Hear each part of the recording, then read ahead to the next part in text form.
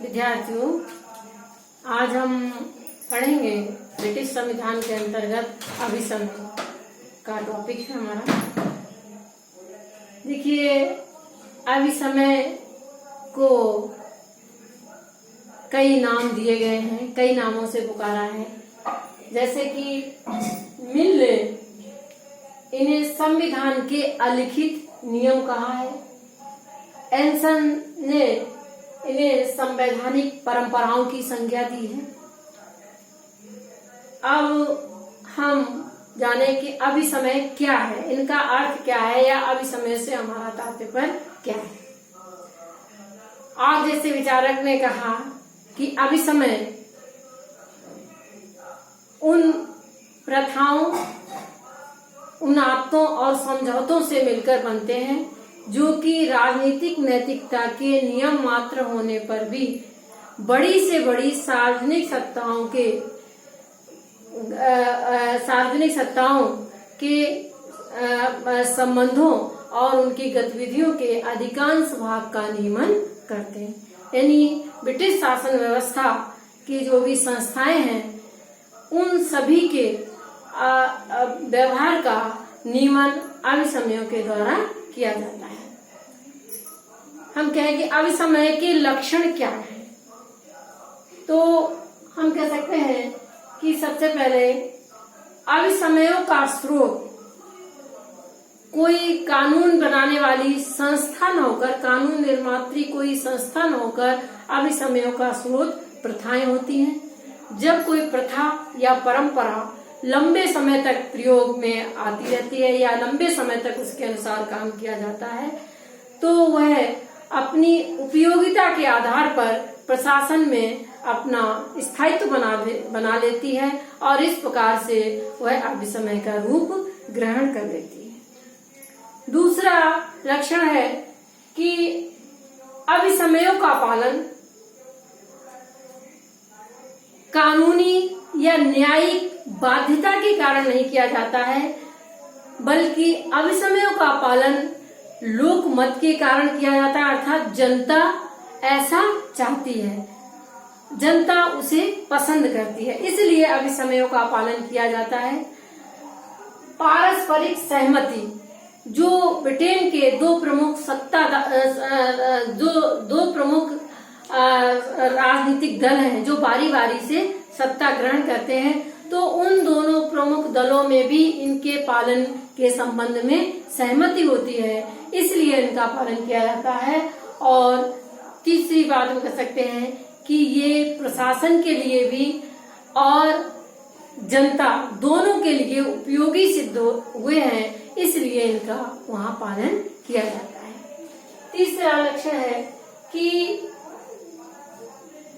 इनके पीछे न तो कोई कानूनी बाध्यता होती है, न ही कोई इन्हें न्यायिक मान्यता मिली हुई होती है, लेकिन इसके बावजूद भी इनका पालन उसी भांति किया जाता है। वहां की जनता उसी प्रकार या उतनी ही ईमानदारी के साथ, इतनी ही पवित्रता के साथ इनका पालन करती है जितनी की पवित्रता और ईमानदारी के साथ कानूनों का पालन करती है।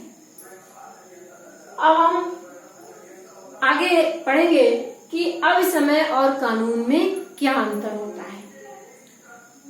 तो इन्हें हम कई आधारों पर पढ़ेंगे। सबसे पहला है रूप के आधार पर। रूप के आधार पर कानून लिखित होते हैं और अभिसमय अलिखित होते हैं। और चूंकि कानून लिखित होते हैं, इसलिए कानून के बारे में सभी को पता होता है या सर्वविदित होते हैं, सभी को ज्ञात होते हैं, सभी को इनके बारे में मालूम होता है।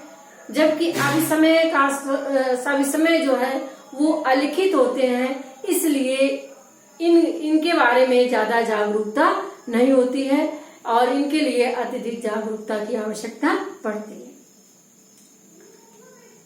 दूसरा है कि निर्माण के आधार पर कानून का निर्माण किसी कानून निर्मात्री सत्ता के द्वारा किया जाता है या कानून निर्मात्री सत्ता की इच्छा का परिणाम होते हैं और जो अभिसमय है वह व्यवहार का परिणाम होते हैं।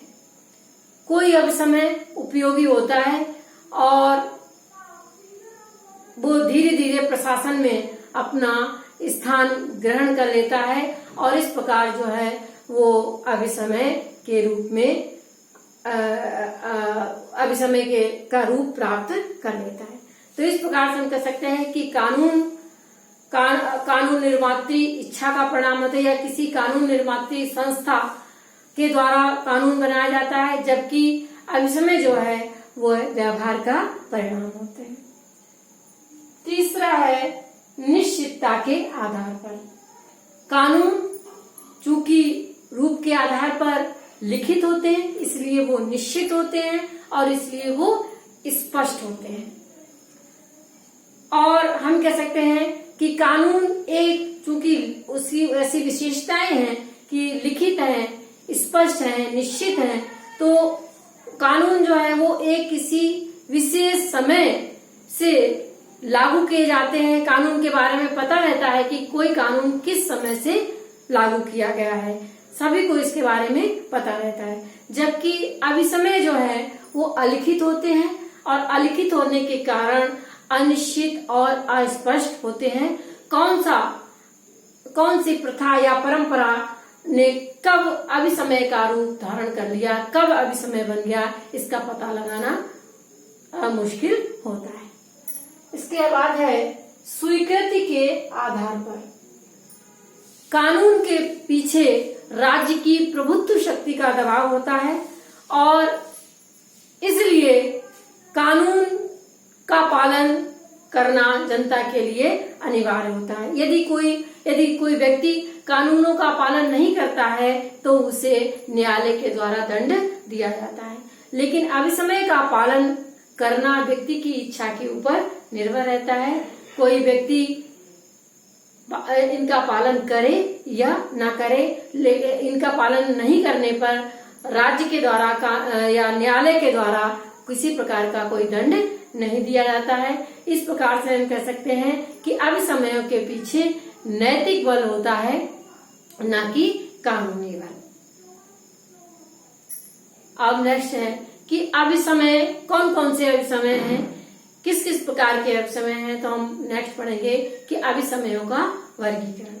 देखिए, ब्रिटेन की शासन व्यवस्था में बहुत कई प्रकार के अभिसमय हैं। इनमें सबसे पहला है सम्राट से संबंधित अभिसमय या राजपद से संबंधित अभिसमय। वहां पर राजपद से संबंधित कई अभिसमय या परंपराएं हैं। जैसे सम्राट मंत्रिमंडल की बैठकों की अध्यक्षता नहीं करेगा, सम्राट मंत्रिमंडल के परामर्श से ही काम करेगा। यदि सम्राट को कोई प्रधानमंत्री सम्राट को यदि कोई लोक सदन जो है लोक सदन को विघटित करना है तो सम्राट ऐसा प्रधानमंत्री के परामर्श से ही करेगा। वहां पर यह भी है कि यदि कोई भाषण एक बार सत्ता पक्ष का हो जाता है तो उसके बाद जस्ट दूसरा भाषण जो है विरोधी पक्ष का होता है और इसलिए वहां पर ऐसा माना जाता है कि विपक्ष भी सम्राट का विपक्ष है। इस आधार पर वहां पर कार्य किया जाता है। कुछ अभिसमय वहां पर मंत्रिमंडल से संबंधित भी हैं। जैसे सम्राट के मंत्री के लिए संसद सदस्य होना अनिवार्य है। जब तक कोई भी व्यक्ति जो मंत्री बनना चाहता है उसे संसद के दोनों सदनों में से किसी एक सदन का सदस्य होना जरूरी है।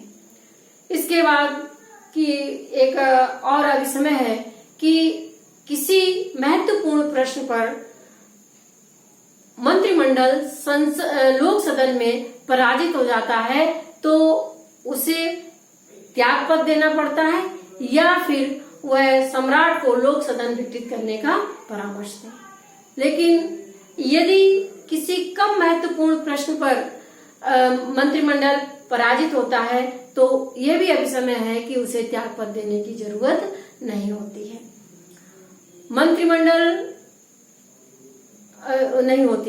मंत्रिमंडल जो है वहां पर सामूहिक उत्तरदायित्व के सिद्धांत के आधार पर काम करता है और साथ ही साथ अर्थात यदि लोक सदन में कोई एक मंत्री किसी नीति संबंधी प्रश्न पर पराजित हो जाता है तो वह हार किसी एक मंत्री की नहीं होती है, बल्कि संपूर्ण मंत्रिमंडल की हार मानी जाती है और संपूर्ण मंत्रिमंडल त्याग पत्र देता है।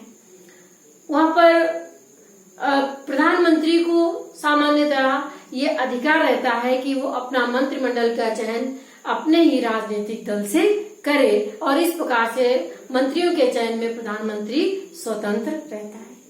इसके अतिरिक्त हम कह सकते हैं कि विधायी प्रक्रिया से संबंधित भी कुछ वहां पर अभिसमय है। जैसे सम्राट वहां पर है कि वर्ष में संसद का एक अधिवेशन अवश्य होना चाहिए और पहले और दूसरे अधिवेशन के बीच 1 वर्ष से अधिक का समय नहीं होना चाहिए। वहां पर लोक सदन का जो अध्यक्ष है, स्पीकर है, वह अपने पद के लिए खड़े होने से पूर्व ही अपने जो भी जिस राजनीतिक दल से वो संबंध है उससे उसे त्याग पत्र देना पड़ता है और उसे निर्वाचन से पूर्व ही निर्विरोध चुन लिया जाता है और एक बार स्पीकर सदा के लिए स्पीकर रहता है, अर्थात वो जब तक चाहे तब तक उस पद पर रह सकता है। वहां पर है कि किसी भी विधेयक के 3 वाचन होने बहुत जरूरी है, अनिवार्य है, उसके बाद ही किसी विधेयक के ऊपर मतदान होता है। वहां पर जो है किसी भी विधेयक के 3 वाचन होने जरूरी है। तो इस प्रकार से वहां पर संसद से संबंधित भी कई अभिसमय पाए जाते हैं।